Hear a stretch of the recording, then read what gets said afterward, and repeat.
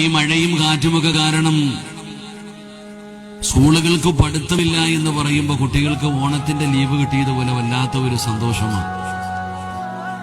ഇപ്പൊ ഒരു ലീവ് ദിനം കടന്നു വരുമ്പോൾ കളക്ടർ അല്ലെങ്കിൽ ഗവൺമെന്റ് ഓർഡർ ഇടുകയാണ്, മഴയായത് കാരണം ശക്തമായ കാറ്റും മഴയും ഉണ്ടാകാൻ സാധ്യതയുള്ള കാരണം സ്കൂളുകൾക്ക് ലീവാണെന്ന് പറയുമ്പോൾ ഇന്ന് ആ ദിവസം കുട്ടികളെയും വിളിച്ചുകൊണ്ട് എവിടെയെങ്കിലും കറങ്ങാൻ പോകാനോ നോക്കുക.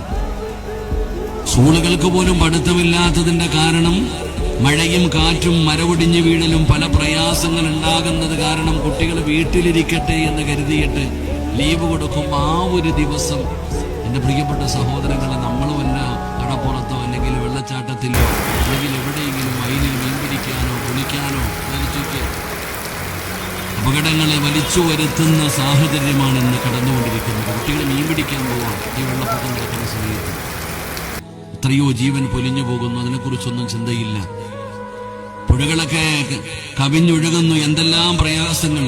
തിരുവനന്തപുരത്ത് ഇപ്പൊ ഒരു മനുഷ്യന്റെ അവസ്ഥ കണ്ടില്ലേ നമ്മളൊക്കെ. അപ്പൊ അപകടങ്ങൾ വല്ലാതെ ഒളിഞ്ഞിരിക്കുന്നു. അതിനപ്പുറം പകർച്ചവ്യാധികൾ പടർന്നുകൊണ്ടിരിക്കുകയാണ്. ഓരോ രോഗങ്ങൾ ഇങ്ങനെ, പനി വല്ലാതെ പടരുന്നു, മഞ്ചപ്പിത്തം വല്ലാതെ പടരുന്നു, ഓരോരോ പ്രത്യേകതരമായിട്ടുള്ള രോഗങ്ങൾ പടർന്നുകൊണ്ടിരിക്കുന്നു. ആ സമയത്ത് നമ്മുടെ ആരോഗ്യത്തെ നമ്മൾ വല്ലാതെ ശ്രദ്ധിക്കണം.